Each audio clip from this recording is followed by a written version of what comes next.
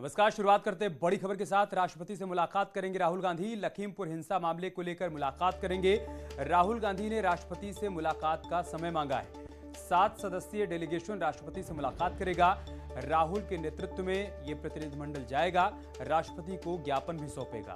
बड़ी खबर हम आपको बता रहे हैं, लखीमपुर हिंसा को लेकर राहुल गांधी ने राष्ट्रपति से मुलाकात का समय मांगा है।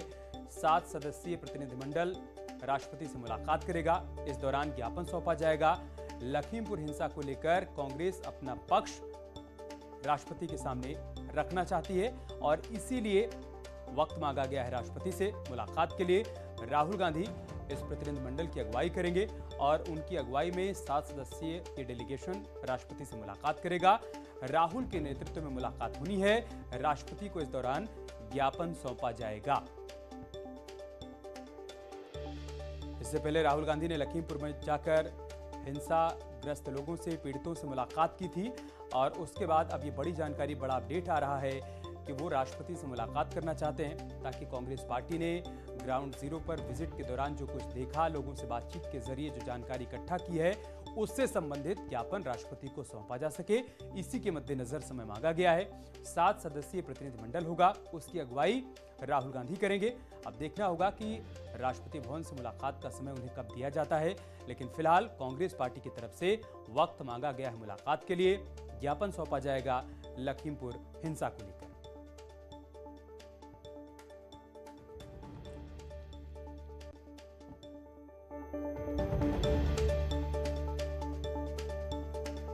राहुल गांधी के नेतृत्व में डेलीगेशन राष्ट्रपति से मुलाकात करेगा।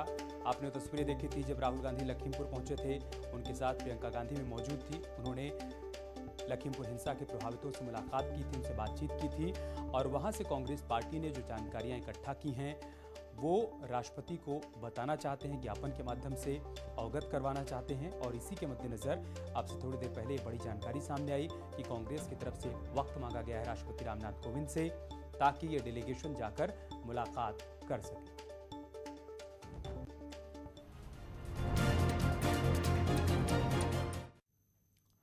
और यूपी में आज सियासत का सुपर संडे है। लखनऊ में सीएम योगी गोरखपुर और काशी क्षेत्र के सांसदों और विधायकों के साथ मिशन 2022 की चुनावी तैयारियों को लेकर बैठक कर रहे हैं। गोरखपुर क्षेत्र के सांसद और विधायकों के साथ बैठक खत्म होने वाली है। शाम 4 बजे से 6 बजे तक काशी क्षेत्र के सांसद और विधायकों की बैठक होगी। वाराणसी में प्रियंका गांधी आज कांग्रेस की किसान न्याय रैली में शामिल होने के लिए पहुंच गई हैं। रैली से पहले प्रियंका ने काशी विश्वनाथ मंदिर में दर्शन पूजन भी किए हैं। वहीं समाजवादी पार्टी अध्यक्ष अखिलेश यादव आज सहारनपुर से चुनावी प्रचार की शुरुआत करने वाले हैं। इस वजह से हम कह रहे हैं कि आज सियासत का सुपर संडे है। 3 बड़ी खबरें इस वक्त हम आपके साथ साझा कर रहे हैं। एक तरफ बीजेपी की बैठक चल रही है, गोरखपुर क्षेत्र के सांसदों, विधायकों, पदाधिकारियों से सीएम योगी संवाद कर रहे हैं, मिशन 2022 को लेकर चर्चा चल रही है। दूसरी तरफ अखिलेश यादव आज सहारनपुर में होंगे, वहां पर वो जनसभा को संबोधित भी करेंगे। शंखनाद उनकी तरफ से भी होने वाला है मिशन 2022 को लेकर। और तीसरी तस्वीर बेहद अहम, वाराणसी में प्रियंका गांधी मौजूद हैं, जहां उन्होंने काशी विश्वनाथ में दर्शन पूजन किए हैं विधिवत। तस्वीरों में आप देख भी सकते हैं। इसके बाद वो किसान न्याय रैली में शिरकत करेंगी, उस रैली की अगुवाई करेंगी, वहां मौजूद लोगों को संबोधित करेंगी। कोशिश यही की जा रही है कि लखीमपुर हिंसा के बाद कांग्रेस को लेकर जो माहौल बना है उसको भुनाया जा सके। और वाराणसी से हमारे सहयोगी उपेंद्र इस वक्त हमारे साथ जुड़ चुके हैं, हम सीधा उनके पास चलते हैं। उपेंद्र, हमने तस्वीरें देखी, प्रियंका गांधी काशी विश्वनाथ में दर्शन पूजन कर रही हैं। इसके बाद का आगे का जो पूरा कार्यक्रम है उसके बारे में बताइए और कांग्रेस कार्यकर्ताओं में प्रियंका गांधी के वहां पहुंचने से कितना उत्साह, कितना जोश देखने को मिल रहा है? देखिए, खीरी कांड के बाद जिस तरीके से प्रियंका गांधी फ्रंट फुट पे खेलती नजर आ रही हैं, ऐसे में कांग्रेस के कार्यकर्ताओं का जोश भी दुगना हो गया है। उन्होंने यहां पर विश्वनाथ मंदिर में दर्शन किया। हालांकि जब मीडिया ने उनसे पूछा कि क्या इसको चुनावी शंखनाद मान लिया जाए, तो उन्होंने कहा नहीं, मैं काशी आती हूं और दर्शन यहां पर आती हूं, दर्शन करती हूं, उसका चुनाव से कोई लेना देना नहीं है। लेकिन यहां से दर्शन करने के बाद किसान न्याय रैली के नाम पर जो मंच सजा है, वो कांग्रेस भले ही कितना मना कर ले, लेकिन वो लखीमपुर खीरी कांड के बाद वो सियासत का ही मंच है। और आज यहाँ पर जिस तरीके से पूरे जो रास्ते थे वहां पर कांग्रेसियों का जो जमावड़ा था वो इस बात का साफ संकेत दे रहा है कि लखीमपुर कांड के बाद जिस तरीके की ऊर्जा कांग्रेस को मिली है, अब उस ऊर्जा से वो अपनी पूर्वांचल में जमीन तैयार कर रही है और ये जमीन तैयार करने का ये एक तरीके से शंखनाद है। फिलहाल प्रियंका गांधी दुर्गा कुंड पहुंच गई हैं। कई दशकों बाद कांग्रेस परिवार का, गांधी परिवार का कोई व्यक्ति वहां पर पहुंचा हुआ है, तो शिव के बाद वो शक्ति के दर्शन कर रही हैं और शक्ति के दर्शन के बाद वो रोज रैली के मंच पे पहुंचेंगी, जिसको 2 दिन पहले नाम बदलकर प्रतिज्ञा रैली से किसान न्याय रैली किया गया है। हालांकि इससे पहले वो बीएचयू गेट पर भी जाएंगी, जहां पर मालवीय जी की प्रतिमा पर माल्यार्पण भी कर सकती है। इस बार के बदलाव ये है कि लखनऊ से भी अपडेट ले लेते हैं, वहां से अनामिका हमारे साथ हैं। अनामिका, 11 बजे से 1 बजे तक गोरखपुर क्षेत्र के लोगों के साथ बैठक होनी थी, वो बैठक समाप्त होने वाली होगी, उसके बारे में क्या अपडेट, क्या जानकारी, किन किन बिंदुओं पर बैठक में चर्चा की गई?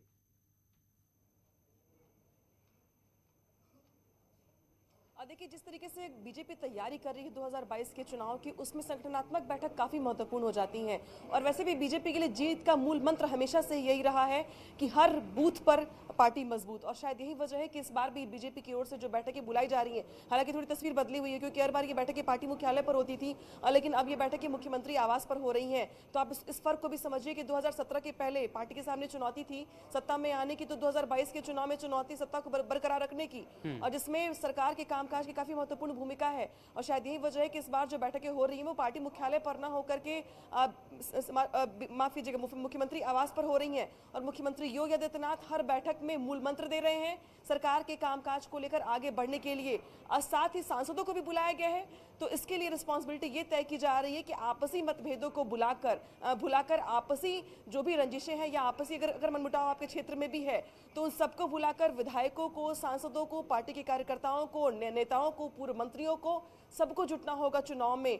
और इस लिहाज से अनुशासन का पाठ पढ़ाते हुए ये भी नसीहत दी जा रही है कि 2022 के चुनाव से पहले पार्टी को एकजुट होकर अपने क्षेत्र में जाना है, ताकि संदेश ये जाए कि पार्टी पहले से ज्यादा मजबूत है। लेकिन इस बीच सरकार ने जो 5 साल के कार्यकाल में कामकाज किए हैं, अलग अलग वर्गों के लिए जो योजनाएं चलाई गई हैं, उसका प्रचार प्रसार कैसे हो, इसको भी लेकर के सरकार की ओर से मूल मंत्र दिया जा रहा है, जो खुद मुख्यमंत्री योगी आदित्यनाथ भी इसको लेकर टिप्स दे रहे हैं। इस वक्त मैं बीजेपी मुख्यालय में मौजूद हूँ, और इस बीच कुनबा बढ़ाने की भी कोशिश है बीजेपी की, जहां पर एक तरफ सीएम आवास पे बैठक हो रही, तो वहीं बीजेपी मुख्यालय पर आज पार्टी की ज्वाइनिंग बुलाई गई, यानी कि अलग अलग दलों के नेता आज बीजेपी को ज्वाइन करेंगे और पार्टी का कुनबा बढ़ेगा, परिवार बढ़ेगा।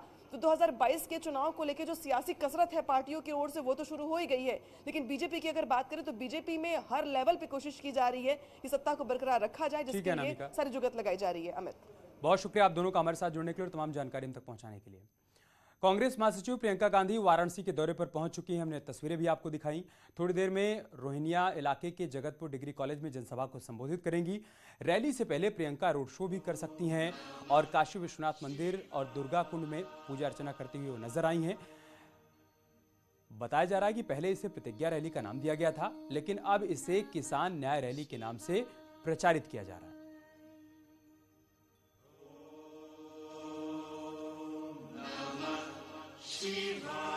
दो तस्वीरें हम आपको दिखा रहे हैं। पहली तस्वीर देखिए, प्रियंका गांधी काशी विश्वनाथ मंदिर में दर्शन पूजन करती हुई नजर आ रही हैं, और उससे पहले जब वो एयरपोर्ट पर पहुंची थी तब कैसे कांग्रेस कार्यकर्ताओं ने वहां पर उनका जोरदार स्वागत किया, वो आप दूसरी तस्वीर में देख सकते हैं।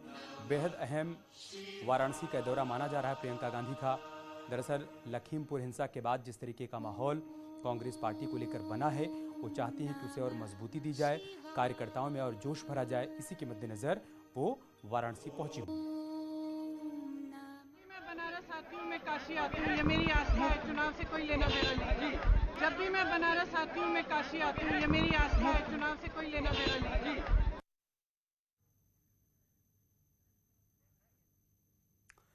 आगे बढ़ते हैं। पीएम मोदी को सरकार के प्रमुख रहते हुए 20 साल पूरे हो चुके हैं।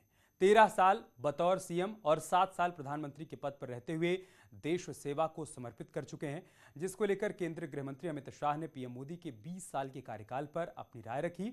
उन्होंने कहा कि पीएम मोदी जोखिम लेकर फैसले करते हैं। मोदी जी का एकमात्र लक्ष्य इंडिया फर्स्ट है।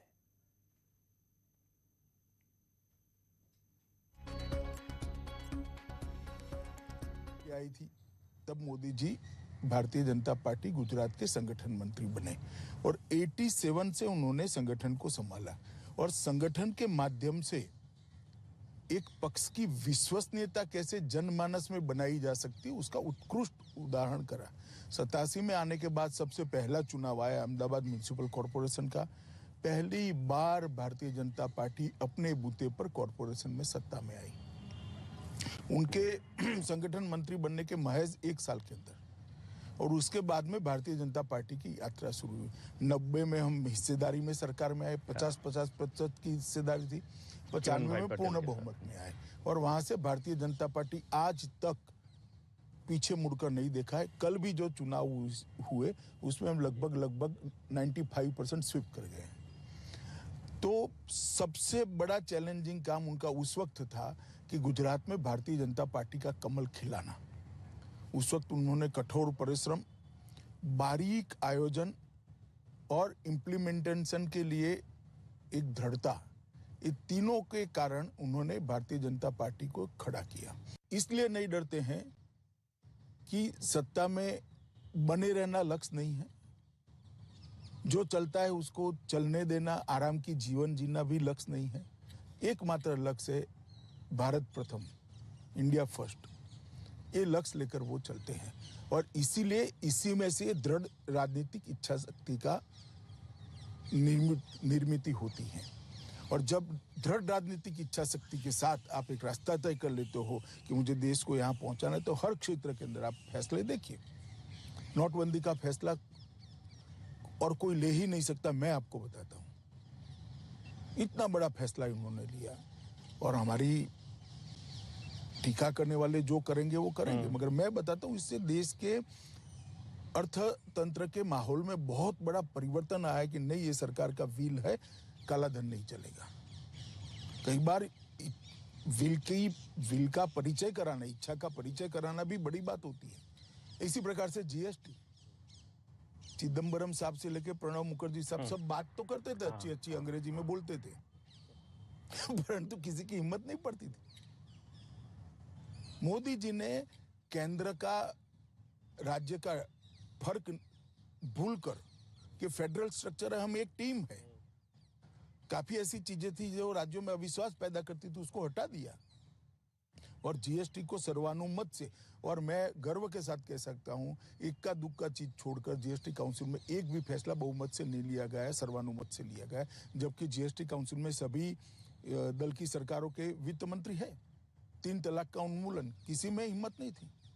शाहबानू के केस को रिवर्ट करना पड़ा था, कानून को बदलना पड़ा, राजीव गांधी सुप्रीम कोर्ट के फैसले को बदला, उनको बदलना पड़ा था। 1 रैंक 1 पेंशन, कोई हिम्मत नहीं करता था। चीफ ऑफ डिफेंस स्टाफ का नया कंसेप्ट डिफेंस के क्षेत्र में, कोई हिम्मत नहीं करता था। सर्जिकल और स्ट्राइक और एयर स्ट्राइक का सवाल ही पैदा नहीं होता था। हम चुप हो जाते एक आध दो निवेदन कर कर। आज सबको मालूम है कि भारत की सीमाओं के साथ कोई छेड़खानी बर्दाश्त नहीं की जाएगी। धारा 370, 35 से सबको मालूम था कि टेम्पररी था, अब इसकी जरूरत नहीं है, कोई छूने की हिम्मत नहीं करता।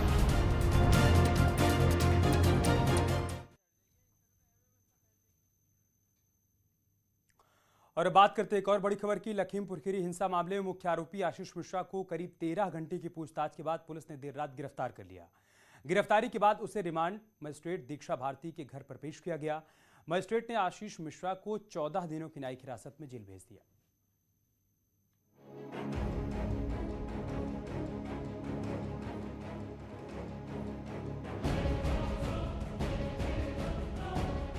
लखीमपुर कांड के आरोपी आशीष मिश्रा को एसआईटी ने लंबी पूछताछ के बाद आखिरकार गिरफ्तार कर लिया।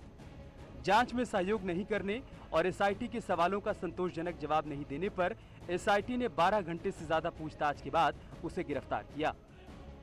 लंबे इंट्रोगेशन के बाद हम लोगों ने पाया कि वो नॉन कोऑपरेशन कर रहे हैं, सहयोग नहीं कर रहे हैं, विवेचना में कई सारी बातें नहीं बताना चाह रहे हैं। तो नॉन कोऑपरेशन, इवेसिव रिप्लाई, इन सब ग्राउंड पे हम उनको कस्टडी में ले रहे हैं, अरेस्ट कर रहे हैं। He will be produced before court और हम इसका सस्टेन कस्टोडियल इंट्रोगेशन आगे करेंगे। क्राइम ब्रांच के दफ्तर में ही मेडिकल कराने के बाद पुलिस ने उसे सीजीएम दीक्षा भारती की कोर्ट में पेश किया।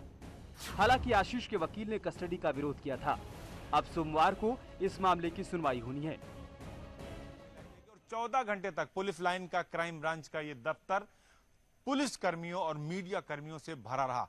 14 घंटे 48 सवालों के जवाब नहीं दे पाए जो है ये आशीष मिश्रा। और ये पुलिस का क्राइम ब्रांच दफ्तर है, इसके अंदर पूरी पूछताछ हुई। और ये देखिए पूरा जो पूछताछ का सिलसिला है वो देख सकते हैं। ये इसके अंदर ही पूछताछ हुई। और देखिए जवान यहाँ खड़े हैं, अंदर जाने की किसी को इजाजत नहीं। देखिए अब दरवाजा बंद किया जा रहा है। इसी बंद दरवाजे के अंदर 14 घंटे तक केंद्रीय गृह राज्य मंत्री का बेटा आशीष मिश्रा एसआईटी के सवालों का जवाब देता रहा। डीआईजी उपेंद्र अग्रवाल ने सीधे तौर पर कहा कि वो सवालों का जवाब नहीं दे पाया, पुलिस को कॉपरेशन नहीं किया, लिहाजा उसे अरेस्ट किया जाता है।